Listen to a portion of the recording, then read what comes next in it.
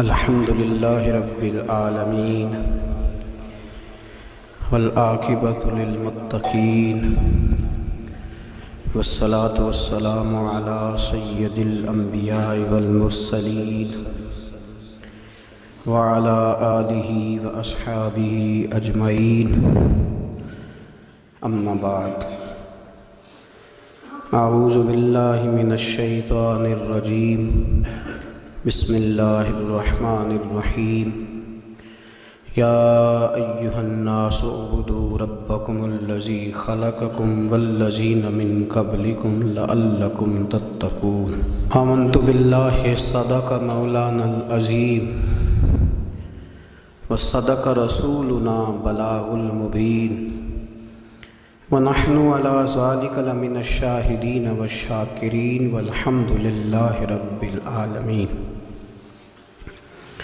قال الله تبارك وتعالى في شان حبيبه مخبرا وامرا إن الله وملائكته يصلون على النبي يا أيها الذين آمنوا صلوا عليه وسلموا تسليما. الصلاة والسلام عليك يا سيدي يا رسول الله وعلى آلك وأصحابك يا سيدي يا حبيب الله. الصلاة والسلام عليك يا سيدي يا نبي الله وعلى آلك وأصحابك يا سيدي يا نور الله. اللهم صل على سيدنا ومولانا محمد معدن الجود والکرم وآلہ وصحبہ وعطرتہ وبارک وسلم.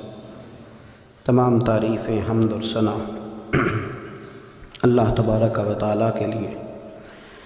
درود و سلام نبی اکرم نور مجسم شفیع معظم احمد مجتبیٰ جناب حضرت سیدنا محمد مصطفیٰ صلی اللہ تعالیٰ علیہ وسلم کی ذات والا صفات کے لیے حمد و صلات کے بعد، دوستو، بزرگوں اور بھائیوں، قرآن مجید فرقان حمید میں اللہ تبارک و تعالیٰ نے فرمایا ہے اپنے بندوں کو اپنی عبادت کی طرف توجہ دلائی، اپنے بندوں کے دلوں میں عبادت کا شوق، ذوق اور نظریہ پیدا فرمایا. فرمایا یا ایھا الناس اعبدوا ربکم الذی خلقکم. اے ایمان والو، اے لوگو، اپنے اس رب کی عبادت کرو جس نے تمہیں پیدا کیا ہے. والذین من قبلکم، اور ان لوگوں کو بھی پیدا کیا ہے جو تم سے پہلے تھے. تمہیں عبادت کا نفع یہ ملے گا لعلکم تتقون، کہ تم پرہیزگار ہو جاؤ گے. عبادت اس لیے کرو کہ اللہ نے تمہیں پیدا کیا ہے، اور اس لیے کہ تم سے پہلے لوگوں کو بھی اللہ نے پیدا کیا ہے. اور پھر ارشاد فرمایا کہ الذی جعل لکم الارض فراشا، وہی رب ہے جس نے تمہارے لیے زمین کو فرش بنایا ہے. والسماء بناء، اور آسمان کو چھت بنایا. وانزل من السماء ماء فاخرج به من الثمرات رزقا لکم. زمین کو فرش بنایا، آسمان کو چھت بنایا، پھر آسمان سے پانی برسایا جس کے ذریعے پھل نکالے، اور وہ بھی کسی اور کے لیے نہیں، رزقا لکم، تمہارے رزق کے لیے، وہ بھی تمہارے رزق کے لیے. یہ ساری نعمتیں تمہیں دی ہیں. اب فلا تجعلوا للہ اندادا،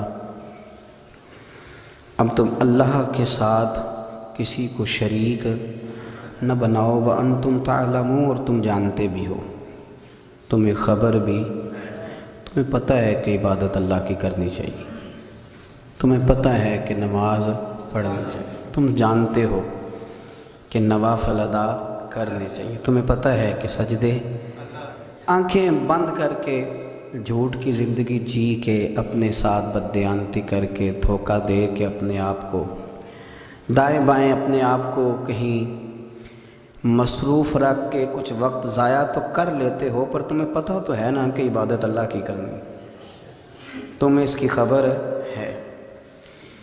فرمایا اس رب کی، دیکھیں نا، انسان پر اگر کوئی شخص نیکی کر دیتا ہے، احسان کر دیتا ہے، تو انسان اس کے سامنے پھر گردن نہیں اٹھا سکتا.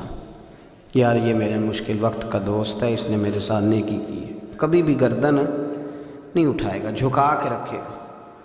تو اگر عام کوئی نیکی کر دے تو اس کے سامنے انسان کبھی گردن نہیں اٹھاتا، تو جو رب ساری نعمتیں عطا فرمائے، جو کہے کہ تیری تخلیق میں نے کی، تجھ سے پہلوں کو بھی پیدا میں نے کیا، تیرے لیے زمین کا بچھونا بھی میں نے بچھایا، آسمان کی چھت بھی میں نے لگائی، تیرے لیے زمین سے ساری اناج کو، پھل کو، کھیتیوں کو نکالا بھی تیرے لیے۔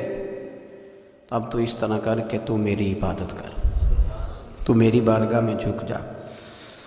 بہت سارے نشے لوگوں کو لگے ہوئے ہوتے ہیں، ہر آدمی کوئی نہ کوئی نشہ کرتا ہے، کوئی دولت کا کرتا ہے، کوئی شہرت کا کرتا ہے، کوئی اپنی تعریف کا نشہ کرتا ہے، دو چار لوگوں سے تعریف سن کے مطمئن ہو جاتا ہے۔ ناراض تو نہیں ہو گیا اس جملے سے آپ؟ کرتے ہیں لوگ دولت کا نشہ، یہ جب نقصان ہوتا ہے تو بندے بیمار نہیں ہو جاتے، پیسے ڈوب جاتے ہیں تو لوگ بیمار نہیں ہو جاتے، تو اس کا مطلب یہ ہوتا ہے کہ نشہ ٹوٹ گیا ہے۔ اب بہک ہوئے ہیں نا تھوڑے سے تو کانپتے ہیں، تڑپتے ہیں، پریشان۔ نشہ ہی اسی طرح ہی کرتا ہے نا، نہیں ملتا تو پریشان ہوتا ہے۔ یہ سارے نشے ہیں، مختلف قسم کا نشہ۔ ہم مانتے نہیں اس بات کو، تسلیم نہیں کرتے، کیونکہ تسلیم کرنا بڑا مشکل کام ہے، اس کے لیے تو بڑی ساری چیزیں جو ہیں وہ دبوچ کے اور بڑی سارے رستے پھلانگ کے آنا پڑتا ہے، تو بڑا مشکل ہے ماننا، ورنہ کرتے ہیں ہم، ہمارا مزاج ہے۔ یہ گھومنے پھرنے کا، دنیا دیکھنے کا بھی ایک نشہ ہے، یہ بہت ساری باتیں کرنے کا بھی ایک نشہ ہے، گپ شپ کا بھی ایک نشہ ہے۔ دو چار لوگوں کی جب تک پگڑیاں نہ کھول لیں، بعض لوگوں کو نیند نہیں آتی، یہ غیبت کا، چغلی کا، بددیانتی کا، یہ بھی ایک نشہ ہے۔ اس پر ملا رومی رحمۃ اللہ نے بڑا کلام لکھا ہے، وہ کہتے ہیں مانگ کے کھانے کا بھی نشہ ہے، مانگ کے کھانے کا بھی نشہ ہے۔ وہ کہتے ہیں کہ ایک بھیک مانگنے والی خاتون تھی، تو بادشاہ کے پاس بھیک مانگنے آئی، تو بادشاہ کو پسند آ گئی، اس نے شادی کر لی۔ اب اس کو عادت تھی بھیک مانگ کے کھانے کی، تو وہ کنیزوں سے کہا کرتی تھی کہ فٹافٹ نہ روٹی لے کے آیا کرو، میں 2-3 دفعہ مانگوں تو پھر لایا کرو، کیونکہ ایک نشہ ہے نا، تو میں مانگوں 2-4 دفعہ تو پھر۔ تو انسان بہت سارے نشے کرتا ہے، یہ مانتا نہیں، یہ موبائل، یہ فیس بک، یہ سارے نشے ہی ہیں۔ اپنی فوٹو لگا لینا، سارا دن اسی کو دیکھتے رہنا، اور بڑے بڑے سیانے بندے جو وزادار ہیں، بڑے وزادار لوگ ہیں، لیکن وہ بھی سنجیدگی کے قائل نہیں، اس طرح کے نشوں کا شکار ہیں۔ یہ سارے نشے ہیں جو ہم نے پال لیے۔ ہمارے صوفیاء، ہمارے بزرگ فرماتے ہیں کہ تم اس طرح کرو، اگر سارے نشوں سے بچنا چاہتے ہو تو سجدے کا نشہ شروع کرو، سجدے کا نشہ شروع کرو۔ یہ نا اقبال کہتے ہیں، عطار ہو، رومی ہو، رازی، آپ بات کو سمجھیں، عطار ہو، رومی ہو، رازی ہو، غزالی ہو، کچھ ہاتھ نہیں آتا بے آہ سحر گاہی۔ کہتے بہت بڑا صوفی ہو جیسے فرید الدین عطار تھے، بہت بڑا تصوف کا امام ہو جیسے امام غزالی تھے، بہت بڑا تفسیر کا استاد ہو جیسے امام رازی ہو، عطار ہو، رومی ہو، رازی ہو، غزالی ہو، پر کچھ ہاتھ نہیں آتا بے آہ سحر گاہی۔ اگر سویرے اٹھ کے روتا نہیں نا اللہ کی بارگاہ میں، اگر تہجد نہیں نہ پڑھتا تو کچھ ہاتھ نہیں آتا بے آہ سحر گاہی، پھر اس کو کوئی چیز نصیب۔ میری بات کی سمجھ آ رہی ہے آپ حضرات؟ جب تک آپ سویرے نہیں اٹھتے، آپ اللہ اللہ نہیں کرتے، آپ کو نوافل کا چسکا نہیں، عبادت کا مزہ نہیں، فرمایا میری عبادت کرو، یہ شوق پیدا کرو، میں نے تمہیں پیدا کیا ہے۔ ہم لوگوں کے نشے، مختلف نشے، بڑا عجیب رنگ ہے۔ محفل کی صدارت کرنے والے بڑے پیر صاحب، بڑے القابات، بیچ میں سے بندہ تلاش کرنے سے بھی نہیں مل رہا، اتنے بڑے لقب ہیں اس کے، لیکن وہ سج سنور کے 2.5 گھنٹے بیٹھا رہا محفل میں، اور نماز کا وقت آیا تو اس نے مختصر سی پڑھی، وہ نکل گیا، میں ہلکے سے سجدے کیے۔ اتنا بڑا عشق رسول، نعت کا، ہو کیا بات ہے، اور عشق رسول کا بہت بڑا پیغامبر، بہت بڑا مبلغ، اور بیچارہ سمجھ ہی نہیں سکا کہ اللہ کے رسول نے فرمایا تو نماز پڑھ میری آنکھیں ٹھنڈی ہو جائیں گی۔ تو یہ نشے کے عادی تو ہیں پر حقیقت کے قائل نہیں ہیں۔ یہ بس ٹھیک ہے، خوابوں کی دنیا میں لوگ زندہ ہیں، پر جن کو یہ جو نشہ تھا نا عبادت کا، یہ میرے رسول پاک کی چاہت ہے، یہ میرے نبی کریم علیہ السلام کی، آپ دیکھیں نا حضور مہینوں مہینوں جا کے غار حرا میں بیٹھتے، کیا وہاں تبلیغ کرتے تھے؟ کوئی کتاب لکھتے تھے؟ رسول کریم علیہ السلام مہینہ مہینہ رہتے غار حرا میں، کوئی نہ مجھے دیکھے، کوئی نہ مجھے ملے، حضور یہاں کیا ہے؟ فرمایا میں اپنے رب کی عبادت کروں گا۔ نبی کریم علیہ السلام نے سجدوں کے ساتھ پتھروں اور پہاڑوں کو آباد کر دیا، سجدوں کے ساتھ۔ آپ کا سجدہ آپ کو بہت ساری چیزوں سے چھڑا لیتا ہے، یہ بہت ساری جگہوں سے جھکنے سے بچا لیتا ہے۔ صوفیاء اولیاء یہ کیا کرتے تھے؟ یہ سجدے کا ذوق ہی تو پیدا کرتے تھے۔ سجدے کا ذوق شاہ عبدالعزیز دباغ رحمۃ اللہ تعالی علیہ اپنے مریدوں سے فرمایا کرتے تھے کہ اگر تم پکے نمازی بن جاؤ نا، تہجد گزار ہو جاؤ، تو میرے پاس آنا جانا چھوڑ دینا۔ عرض کی حضور کیوں؟ فرمایا میں تمہارے اور رب رسول کے راستے میں رکاوٹ نہیں بننا چاہتا، اور میرا مقصود ہے تمہیں وہاں تک پہنچانا۔ جب پہنچ گئے تو پھر میری ضرورت ختم ہو گئی۔ ہاں کبھی وسوسہ آئے، شک پیدا ہو، تکلیف ہو تو آنا، ورنہ میں نہیں چاہتا کہ میں رکاوٹ بنا رہوں۔ تم اللہ اللہ کرو، اس مالک کو راضی کرو۔ میرے رسول پاک علیہ وسلم نے فرمایا بندہ اللہ کے سب سے قریب اس وقت ہوتا ہے جب وہ سجدے کی حالت میں ہوتا ہے۔ کس کے قریب ہوتا ہے؟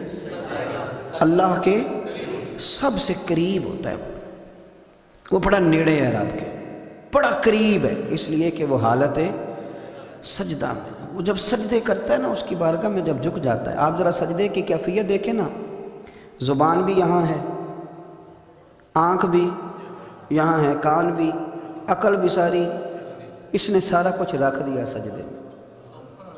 آپ وہ کبھی پیچھے جائیں تو دیہاتوں میں کہا جاتا تھا ناک سے نکیریں نکالو، بہت بڑی سزا ہوتی تھی نا، ناک سے نکیریں نکالو، بڑی سزا ہوتی تھی۔ تو اس نے کہا مالک مجھے کسی نے کہا نہیں، پر دیکھنا میں نے رکھ دی ساری عقل سجدے میں، اور رکھ کے کہا کیا؟ سبحان ربی یا اللہ، اللہ میں پست ہوں تو اعلیٰ ہے، اللہ تو میرا رب ہے اور تو سب سے اعلیٰ اتنا۔ اور فرمایا جب یہ اس کیفیت میں ہوتا ہے تو پھر یہ اپنے رب کے قریب ہوتا ہے۔ کثرت عبادت، نوافل۔ ہمارے ہاں عمرے کی قرآن اندازی محفلوں پہ ہونے لگ گئی ہے۔ میں دوستوں سے کہتا ہوں جائز ہے، کرنی چاہیے، عمرے کی قرآن اندازی جائز ہے، پر کسی حدیث میں نہیں آئی کہ قرآن اندازی کرو عمرہ کرو۔ حدیث میں قرآن اندازی یہ آئی ہے کہ نبی پاک علیہ السلام نے فرمایا تمہیں پتہ چل جائے نا پہلی صف کا ثواب کتنا ہے، تم قرآن اندازی کرو۔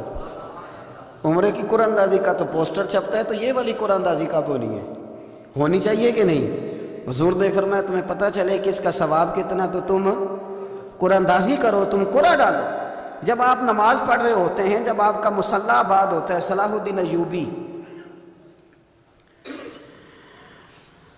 ایک بزرگ سے ملاقات ہو گئی، بیت المقدس پر قبضہ تھا عیسائیوں کا، تو صلاح الدین بڑے پریشان تھے۔ وہ بابا جی کہنے لگے پتر کیا ہوا؟ کہنے لگے حضور پتہ چلا ہے دشمن کے 2 بحری بیڑے اسلحہ لے کے آ رہے ہیں، مسلمان پہلے ہی کمزور ہیں، اور اب اگر 2 بحری بیڑے اور آ گئے تو حضور مسئلہ بن جائے گا۔ تو میں پریشان ہوں کہ کس طرح یہ کم مسئلے والی ہماری فوج ہے کیسے مقابلہ کرے گی۔ تو بابا جی کہنے لگے پتر اس طرح کرنا، آج رات تو بھی دعا کرنا اور میں بھی کروں گا، تو بھی دعا کرنا، آپ ناراض نہ ہونا، ہم تو پیروں والے ہیں، ہم تو پیروں کے نوکر غلام ہیں، ہمارا تو گزارا ہی نہیں، ہمیں تو ملتا ہے سارا کچھ وہاں سے۔ پر میرا سوال یہ ہے کہ تعویذ لینے جاتے ہو نفل کیوں نہیں پڑھتے؟ رات اللہ اللہ کیوں نہیں کرتے؟ یہ بھی تو ہمارے بزرگوں کا ہی طریقہ ہے، انہوں نے تو ہمیں سکھایا ہے۔ صلاح الدین ایوبی سے بزرگوں نے کہا کہ رات آج نا اللہ اللہ کرنا، تو میں تیرے لیے دعا کروں گا، تو بھی دعا کرنا۔ تو بندہ جب دکھی ہوتا ہے تو سجدہ کرتا ہے، تو پھر ہی تو مصلی بھیگ جاتا ہے، پھر ہی تو مزہ آتا ہے۔ سکھی بندہ تو کعبے جا کے نہیں روتا، دکھی تھے، تکلیف تھی، تو سر رکھا سجدے میں تو تڑپ گئے۔ اور وہ بابا جی کہتے ہیں میں مسجد آیا تو صلاح الدین چیخیں مار کے رو رہا تھا اور کہہ رہا تھا مالک میں کوئی اپنی شان کے لیے تو نہیں نہ لڑ رہا، اللہ کو میں کوئی قبضوں کے لیے تو نہیں لڑ رہا، مالک تیرے لیے لڑ رہا ہوں، مجھے بے آبرو نہ کرنا، میری مدد فرمانا۔ کہتے ہیں میں آیا تھا کہ مسجد میں دعا کروں گا، پر صلاح الدین ایوبی کو روتے دیکھا تو میں لوٹ گیا۔ تو سویرے صلاح الدین ملے تو بڑے خوش تھے۔ میں نے کہا پتر کیا ہوا؟ کہنے لگے حضور وہ بحری بیڑے دو آ رہے تھے نا اسلحہ لے کے، دونوں ڈوب گئے پانی میں ڈوب گئے۔ تو بابا جی کہنے لگے صلاح الدین وہ پانی میں نہیں ڈوبے، وہ تیرے آنسوؤں میں ڈوب گئے، وہ غرق ہو گئے۔ وہ جو تو نے مسلح بات کیا تو وہ تیرے آنسوؤں میں ڈوب گئے، وہ غرق ہو گئے، وہ تباہ اتنے قیمتی تھے تیرے آنسو کے بہا لے گئے دشمن کے بحری بیڑوں کو۔ میرے بھائی ٹھیک ہو گیا جی، میرے عزیز سمجھ لیں اس بات کو ہمیشہ کے لیے، اور اس پر غور کر لیں اچھے طریقے سے کہ میرے رسول کریم سید عالم صلی اللہ علیہ وسلم نے نا ہماری توجہ دلائی، حضور نے ہمیں بتلایا، ہمارا ذوق بڑھایا عبادت کی طرف۔ ایک صحابی تھے حضرت ابو فاطمہ رضی اللہ تعالیٰ عنہ، یہ ترمذی شریف کی حدیث ہے۔ نبی پاک علیہ السلام نے فرمایا ابو فاطمہ قیامت کے دن مجھ سے جلدی ملنا چاہتے ہو کہ دیر کے ساتھ؟ تو کہنے لگے حضور کون ہوگا جو دیر سے ملنا چاہے گا؟ ہم نے تو جان دے دی وعدہ دیدار پر۔ اعلیٰ حضرت فرماتے ہیں جان دے دی وعدہ اور نقد اپنا دام ہو ہی جائے گا۔ مجھے لگتا ہے کہ یہ سودا نقد و نقد ہو جانا ہے، چونکہ ہم نے جان دے دی وعدہ دیدار پر۔ آپ نے وعدہ کیا تھا کہ مریں گے تو پھر زیارت ہوگی، تو مر گئے ہم زیارت کی خاطر۔ جان دے دی وعدہ دیدار پر، تو نقد اپنا دام ہو ہی جائے گا۔ اے رضا ہر کام کا ایک وقت ہے، دل کو بھی آرام ہو ہی جائے گا۔ تو حضرت ابو فاطمہ رضی اللہ تعالیٰ عنہ سے نبی پاک صلی اللہ علیہ وسلم نے فرمایا جلدی ملنا چاہتے ہو کہ دیر سے؟ عرض کی حضور فٹافٹ ملنا ہے، میں نے قیامت کے دن آپ سے جلدی ملنا ہے۔ تو نبی پاک علیہ السلام نے فرمایا پھر اس طرح کرنا، دنیا میں رہ کے سجدے زیادہ کرنا، پھر سجدے زیادہ کرنا، قیامت میں ملاقات جلدی ہو جائے گی، قرب ملے گا تمہیں۔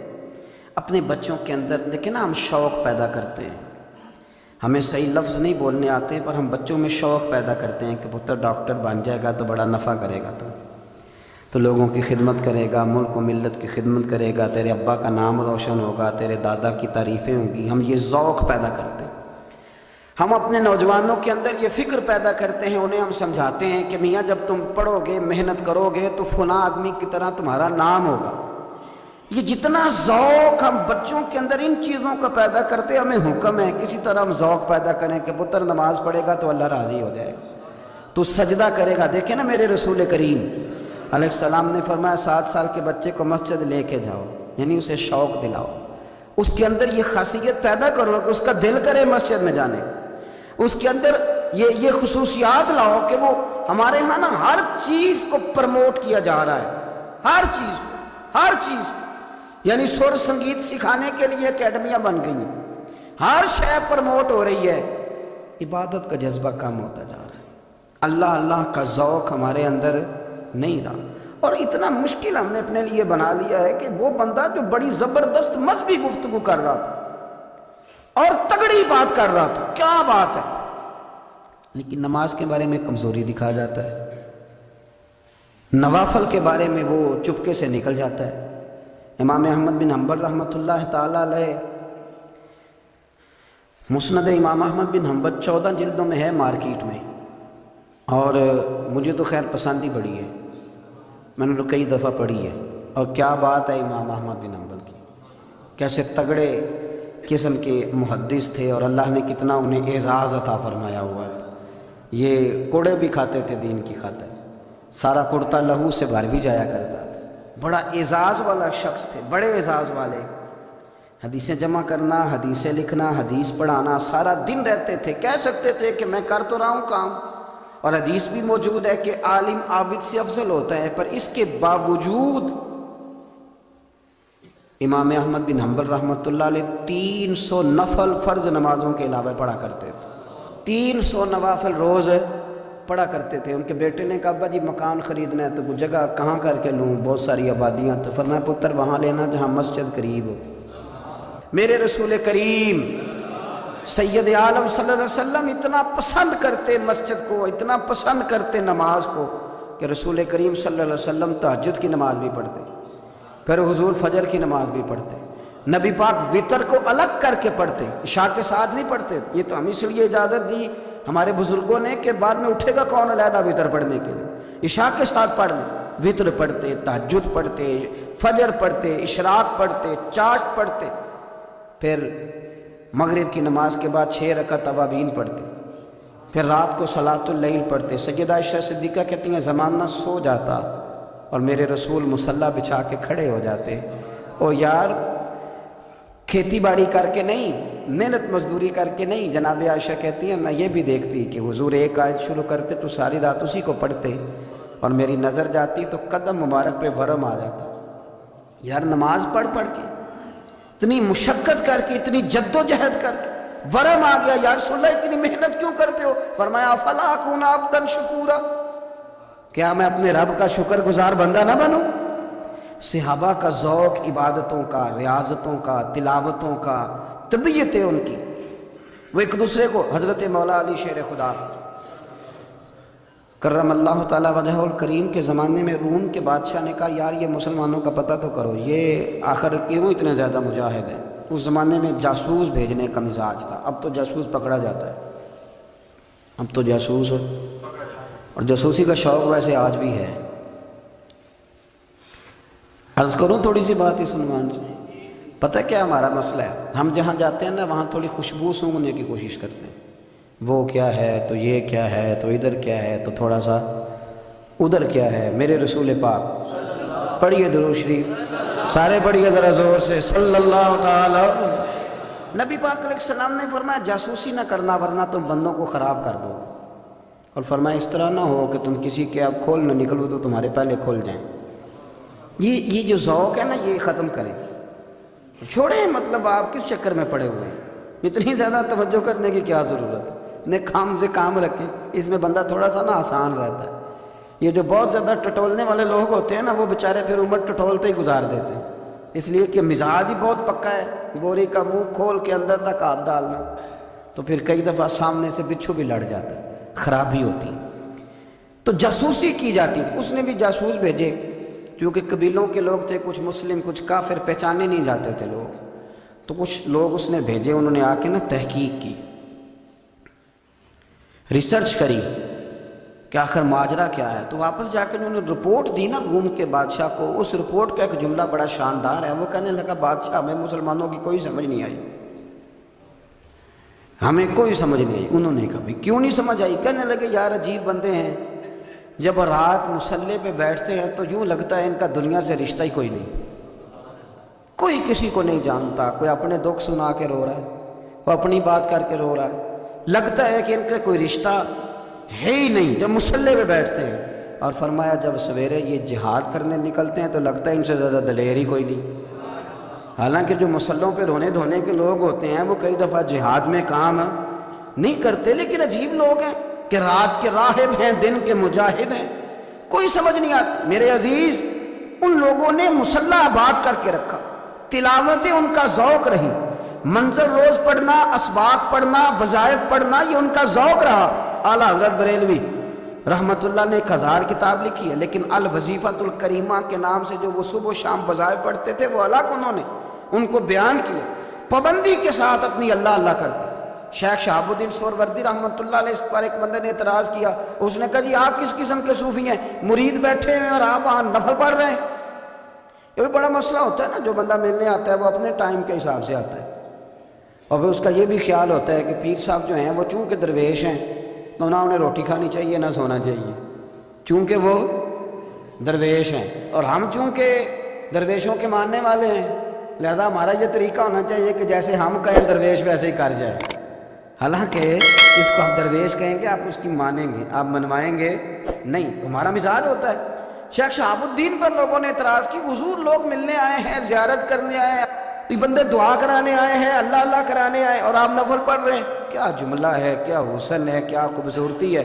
فرمانے لگے رب رسول سے مانگنے کے لیے مصلی بچھایا ہے، اگر وہاں سے مانگوں گا نہیں تو تمہیں دوں گا کیا؟ پہلے مجھے کچھ لے تو لینے دو، اگر میرے پلے کچھ ہے ہوگی تو آگے دوں گا نا، تو میں مانگنے گیا تھا کہ یا اللہ دے تیرے بندے لینے آئے، دے تو میں کچھ لوں گا تو آگے دوں گا نا، لیکن ہمارا یہ سٹیٹس، یہ مزاج، یہ شعور نہیں ہے۔ گپیں، کہانیاں، داستانیں، گفتگو، خطابت، واز، کیا بات، لیکن اگر کچھ کرنے کا کام ہو تو وہ نہیں ہم سے ہوتا۔ میرے نبی کریم علیہ الصلوۃ والسلام نے مصلی سے دل لگانے کا درس دیا، حضور نے توجہ دلائی۔ صحابہ اس ذوق کے حامل لوگ تھے، وہ کوشش کرتے تھے۔ جناب صدیق اکبر رضی اللہ تعالیٰ عنہ کا عبادت کا مزاج ہمیشہ قائم رہا۔ حضرت عمر فاروق ساری رات اللہ کے حضور کھڑے رہے۔ حضرت عثمان غنی رضی اللہ تعالیٰ عنہ عشاء کی نماز پڑھ کے 2 رکعتوں کی نیت باندھتے تھے، 15 سپارے پہلی رکعت میں پڑھ دیتے اور 15 سپارے قرآن مجید کے دوسری رکعت میں پڑھ دیتے۔ آپ نے نا حضرت عمر فاروق کے وصال کے بعد ان کی ایک بیوہ سے نکاح کیا، حضرت عثمان غنی نے نکاح کیا۔ وہ خاتون آپ کے نکاح میں آئیں تو عرض کرنے لگی، امیر المومنین میرے لیے یہ اعزاز تو بہت ہے کہ میں امیر المومنین کی بیوہ تھی تو امیر المومنین کی منکوحہ ہو گئی ہوں، لیکن حضور نہ تو میں جوان ہوں کہ میرے اندر رغبت ہوتی اور نہ میں اب اس قابل ہوں کہ کوئی خدمت کر سکوں، میرے ساتھ نکاح کی وجہ کیا بنی؟ تو عثمان غنی رو پڑے، فرمانے لگے میں نے عمر فاروق کو مسجد میں اپنے رب سے ڈرتے ہوئے دیکھا ہے، میں نے اسے روتے ہوئے دیکھا ہے، عدل کرتے دیکھا ہے، انصاف کرتے دیکھا ہے، امت کی خیر خواہی کرتے دیکھا۔ تمہارے ساتھ نکاح اس لیے کیا ہے کہ تم مجھے یہ بتاؤ کہ عمر فاروق گھر کے اندر اپنے رب کو کیسے راضی کرتے تھے، گھر کے اندر کیسے راضی کرتے تھے، وہ طریقے بتلاؤ، تم بتاتی جانا اور میں بھی اسی طرح گھر میں عبادت کروں۔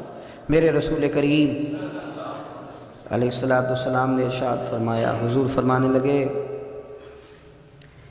جس گھر میں اللہ کا ذکر ہوتا ہے وہ گھر زندوں کا ہے، اور جس گھر میں رب کریم کا ذکر نہیں ہوتا وہ گھر زندوں کا نہیں ہے۔ گھر نا ہم نا کتابوں میں پڑھتے ہیں کہ ایک بزرگ کہتے ہیں، حضرت فضیل بن عیاض کہتے ہیں کہ میں ایک گلی سے گزر رہا تھا تو گھر کے اندر کسی قاری صاحب نے قرآن کی آیت پڑھ دی، ولی من خاف مقام ربہ جنتان، میں تے میرے کانوں سے ٹکرائی تو اللہ نے میری کایا ہی پلٹ دی، میں توبہ کر گیا۔ اب گھر کے اندر سے آواز آئے تو صحیح نہ تلاوت کی، پر اندر سے آواز آتی نہیں، یا ڈیک بجنے کی آواز آتی ہے، یا ٹی وی چلنے کی آواز آتی ہے، یا دھوم مچانے کی آواز آتی ہے۔ عبادت کا وہ جو خاص شوق تھا، وہ جو حسن تھا، وہ جو توانائی تھی، وہ جو بات تھی۔ ایک جگہ پہ ہم بیٹھے تھے تو وہاں ایک صاحب آئے اور انہوں نے آتے ہی کہا کہ مہربانی کریں ذرا مجھے مصلی دے دیں، میرے نہ کچھ نفل رہ گئے۔ تو میں نے وضو کر لیا تو کوئی مصلی مل جائے، مصلی انہیں دے دیا گیا، وہ مصلی لے کے چلے گئے تو پیچھے ایک صاحب نے تبصرہ کیا، کہنے کتنا ریاکار بندہ ہے، لوگوں کو دکھا رہا ہے کہ میں نفل پڑھتا ہوں، ہے کوئی بات کرنے والی؟ میں نے اسے کہا، میں نے کہا تو مہربانی کرنا، اس طرح کی ریاکاری تو بھی کر، پکڑ مصلی اور جا تو بھی تھوڑی ریاکاری کر کے آ، اٹھ ذرا شکر کر، کوئی یہ ریاکار بھی ملا ہے، کوئی نفل پڑھ کے ریاکاری کر رہا ہے۔ اللہ کا میں کہتا ہوں کو پڑھے تو صحیح نہیں یار، یہ کوئی دور ہے نفل پڑھنے کا؟ اس میں تو لوگوں کا مزاج ہی نہیں، طبیعت ہی نہیں۔ میں نے کہا چل مہربانی کر، یہ لے مصلی اور تو بھی جا تھوڑی سی یا کر یا ریاکاری کرو تو صحیح نا، مزاج ہی نہیں، ذوق۔ جمعے کی نماز پڑھ کے یوں دنیا بھاگتی ہے، او ہو پتہ نہیں کون سی پیچھے آگ تھی جو بجھائی جائے گی، اور آج تک لوگ مسئلہ پوچھ رہے ہیں کہ جمعے کی بعد والی سنتیں کتنی ہوتی ہیں۔ میں نے کہا کتنے سال ہو گئے جمعہ پڑھتے، کتنے سال ہو گئے، ابھی تک سنتوں کا نہیں پتہ، ابھی تک نہیں علم کے پہلے کتنی رکھتے ہیں اور بعد میں کتنی رکھتے ہیں۔ فجر کی سنتیں کب پڑھنی چاہیے، سنو فجر کی سنتوں کے بارے میں۔ میرے رسول کریم سید عالم صلی اللہ تعالیٰ علیہ وسلم سے ایک صحابی نے پوچھا تھا، حضور میری فجر کی سنتیں رہ گئیں یا رہ جاتی ہیں تو حکم کیا ہے؟ کیا انداز ہے حضور کا؟ بخاری مسلم کے لفظ سنو، حضور سید عالم صلی اللہ علیہ وسلم فرمانے لگے، اس نے کیا پوچھا تھا، حضور جواب کیا دیتے؟ فرمایا فجر کی سنتیں کبھی نہ چھوڑنا، فجر کی پہلی 2 سنتیں کبھی نہ چھوڑنا۔ یا رسول اللہ صلی اللہ تعالیٰ علیہ وسلم میری رہ گئی ہیں، رہ جاتی ہیں۔ فرمایا فجر کی 2 سنتیں نہ چھوڑنا، فرمایا فجر کی پہلی 2 سنتیں مجھے دنیا اور دنیا کے اندر جو کچھ ہے وہ سب سے زیادہ پیاری ہے۔ فجر کی 2 سنتیں دنیا اور دنیا میں جو کچھ ہے مجھے وہ سب سے زیادہ پیاری ہے، اس لیے فجر کی سنتیں نہ چھوڑنا۔ اپنا ذوق، اپنی طبیعت، ہم نے نا ذوق غلط بنا لیا۔ اگر 20 بندے کہہ بھی دیں گے تو نے بڑی شاندار تلاوت کیا تو کیا اس سے بنے گا؟ 100 بندہ کہہ بھی دے تیری کیا بات ہے، کیا بات ہے نعت خاں کی، کیا بات ہے علامہ صاحب کی، پیر صاحب کی، پیر مہر علی شاہ صاحب رحمۃ اللہ علیہ۔ آپ تشریف فرماتے تو آپ کے ایک ہی بیٹے بابو جی جن کو کہا جاتا ہے، جس دن صاحبزادے پیدا ہوئے تو خادم نہ وہاں سے نکلا. ان لوگوں کے شوق اور طرح کے تھے نا، تو ان کی توجہ بھی اپنے شوق کی طرف رہتی. تو خادم نکلا اندر سے، پیر صاحب مبارک ہو، پیر صاحب مبارک ہو، پیر صاحب مبارک ہو، پیر صاحب مبارک ہو، شور کر رہا ہے. تو پیر صاحب کو وجد ہو گیا، اللہ اکبر اللہ اکبر اللہ.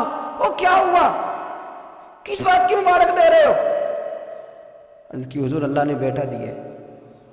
تو آپ فرمانے لگے اچھا حضور آپ کیا ہوا، آپ تو پریشان ہو گئے. فرمانے لگے جب تو نے 3 دفعہ کہا نا میرے علی کو مبارک ہو، تو میں سمجھا تھا شاید تجھے کسی نے بتا دیا ہے کہ میرے علی سے اللہ راضی ہو گیا. میں سمجھا تھا کہ شاید تو یہ خبر لے کے آیا ہے کہ کسی نے بتایا ہے کہ مجھے آج خبر ملی ہے کہ میرے علی سے رب اچھا پتر ہوا ہے. الحمدللہ اللہ کا شکر ہے. پر میرے لیے مبارک کا دن وہ ہوگا جب میرا رب کہے گا کہ میں مہر علی سے راضی ہوں. میرے محبوب کہیں گے کہ میں مہر علی سے. آپ بات کو سمجھیں. شوق ہی کسی اور طرف تھا، دل ہی کہیں اور لگا ہوا تھا، طبیعت ہی کہیں اور مائل تھی. کوئی وظیفہ پوچھتے تھے تو پڑھتے تھے وہ لوگ، کچھ اللہ اللہ انہیں بتائی جاتی تھی تو کرنے کا ذوق رکھتے تھے، طبیعت تھی، قائل تھے. حضرت ربیع کہتے ہیں میں بڑی دور سے سفر کر کے گیا حضرت اویس کرنی سے ملنے، بڑی دور سے. اور جب میں پہنچا تو فجر کا وقت تھا. تو حضرت اویس کرنی کو میں نے پا لیا. تو وہ نماز پڑھ کے نا قرآن شریف لے کے بیٹھ گئے. فرماتے اشراق چاشت کا وقت ہوا تو نفلوں کی نیت باندھ لی. محدث ابن الجوزی نے لکھا ہے، فرماتے ہیں پھر جب زوال کا وقت ہوا تو مسجد میں جھاڑو دینے لگ گئے. ظہر کی نماز پڑھ کے تو عصر کی تیاری تک وہ مسجد میں بیٹھے رہے. اور میرے نبی پاک علیہ السلام نے فرمایا جو نماز کے انتظار میں بیٹھا ہو وہ نماز ہی میں ہے، وہ نماز ہی میں ہے. فرمایا میری دنیا میری امت کی جو رہبانیت ہے نا وہ اتنی ہے کہ نماز کا انتظار کرے. اذان کے بعد نماز کا یہ راہب ہیں، یہ اس وقت چھوڑ کے بیٹھے ہیں سارا کچھ. فرماتے ہیں عصر تک انہوں نے اللہ اللہ کی، پھر مغرب تک کی، عشاء کی نماز ہوئی تو نماز پڑھی تو وہ تھک گئے.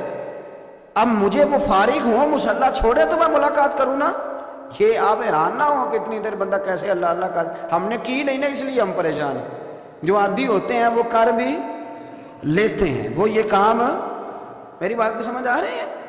جب جاتے ہو کسی دفتر میں تو 8 گھنٹے کھڑے رہ لیتے ہو نا، مجبوری ہوتی ہے تو کھڑے رہا جا سکتا ہے. پاسپورٹ کا دفتر بولیے، امیگریشن کی لائنوں میں، اور میں نے تو ایمبیسیوں میں بندے 12 گھنٹے پہلے جا کے کھڑے دیکھے، رہ لیتے ہیں کھڑے. تو اگر ان کاموں کے لیے رہا جاتا ہے تو اللہ رسول کے لیے بھی کھڑے رہا جا سکتا ہے. تو فرمانے لگے کہ جب عشاء کی نماز کے بعد آخری انسان تھے، تھک گئے، نیند کا غلبہ ہوا تو تھوڑی ایسے آنکھ بند ہوئی تو کھلی تو رونے لگے. حضرت ویسے کر لیا، رو کے کہنے لگے مالک مجھے غافل تو نہ کر، ابھی میں نے کیا بھی کچھ نہیں، دن ختم ہو گیا، کوئی نفل نہیں، کوئی اللہ اللہ نہیں، اللہ مجھے غافل نہ کر، میری مدد فرما. فرماتے ہیں جب وہ روئے تو میرے ساتھ جو شخص تھا میں نے کہا اٹھو چلیں. کہنے لگا حضور ملنا نہیں. فرمایا جو میں لینے آیا تھا وہ مجھے مل گیا، جو میں ان سے سیکھنے آیا تھا وہ مجھے نصیب ہو گیا. اب اور میں نے کیا لینا، ختم ہو گئی بات، اٹھو چلیں. اللہ کے بندوں نے حضرت ربیعہ بن کعب اسلمی رضی اللہ تعالیٰ عنہ فرماتے ہیں، کہتے ہیں جب بنو قریظہ اور بنو نذیر یہودیوں کے ساتھ حضور علیہ السلام نے جنگ کا اعلان فرمایا تو وہ دشمن ہو گئے. ہمیں خطرہ تھا کہ وہ رات کو کہیں محبوب کو تکلیف نہ دیں. تو کچھ لوگ نا تلواریں لے کے نبی پاک کے دروازے پہ پہرے داری کرتے تھے. گن مین رکھنا حرام نہیں، اگر کسی کو واقعی خطرہ ہو تو اس کے لیے سنت بھی ہے. حضرت علی المرتضیٰ تلوار لے کے حضور کے گھر کا پہرا دیتے تھے. حضرت ربیعہ بن کعب اسلمی رضی اللہ تعالیٰ عنہ فرماتے ہیں کہ رات میری ڈیوٹی تھی کہ میں حضور کے گھر کا پہرا دوں گا. تو فرماتے ہیں میں باہر سن رہا تھا، ساری رات ہی میرے نبی پاک نے اللہ کی تسبیح پڑھی، ساری رات، کبھی تسبیح، کبھی تحلیل، کبھی تحمید، کبھی تکبیر، ساری رات. فرماتے ہیں ساری رات حضور پڑھتے رہے اور ساری رات ہی میں سنتا رہا.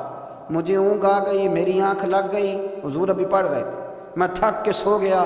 اور فرماتے ہیں جب میری آنکھ دوبارہ سے کھلی تو میرے کانوں میں پھر کوئی چیز گونجی تو میں نے کان لگایا تو میرے حبیب ابھی بھی اللہ کو یاد کر رہے. ساری رات حضور رب کی عبادت کرتے. اسی لیے تو کہا یا ایھا المزمل قم اللیل الا قلیلا. ابھی ساری رات تو نہ جاگا کر، تھوڑا آرام بھی کر لیا کر. میرے بھائی اپنا مصلی، اپنی عبادات، اپنے وظائف اللہ اللہ جو آپ نے کسی سے سیکھی ہے اس کو کبھی کمزور نہ ہونے دیں۔ شجرہ شریف جو کسی بزرگ سے آپ لے لیتے ہیں تو کیا رسم ہے کوئی؟ اس پہ کچھ لکھا ہوتا ہے، وہ پڑھنے کے لیے دیا جاتا ہے، اس پہ لکھا ہوتا ہے کہ یہ اللہ اللہ آپ نے کرنی ہے۔ ساری زندگی کسی اسکول میں داخل ہو گئے اور وہاں جا کے آپ نصاب ہی نہ پڑھیں، کتاب ہی نہ کھولیں تو پاس ہو جائیں گے؟ وہ کہتے ہیں میں 20 سال جاتا رہا ملا کچھ نہیں، تو آپ نے لیا کیا ہے؟ ایک اتنی سی کتاب تھی، اس کو تو کھول کے آپ دیکھ نہیں سکے، اس کے وظائف تک تو رسائی نہ ہوئی، اس لیے کہ اللہ اللہ کرنا مشکل ہے اور تصویر کھنچانا یہ آسان کام ہے۔ تو جو آسان ہے اس طرف ہماری توجہ لگی رہتی ہے اور جو مشکل ہے اس طرف ہم ذوق پیدا نہیں کرتے۔ یا ایھا الناس اعبدوا ربکم الذی خلقکم والذین من قبلکم لعلکم تتقون، اے لوگو اس رب کی عبادت کرو جس نے تمہیں پیدا کیا اور تم سے پہلوں کو پیدا کیا، اس لیے عبادت کرو کہ تم پرہیزگار ہو جاؤ گے۔ مالک سمجھنے کی توفیق عطا فرمائے۔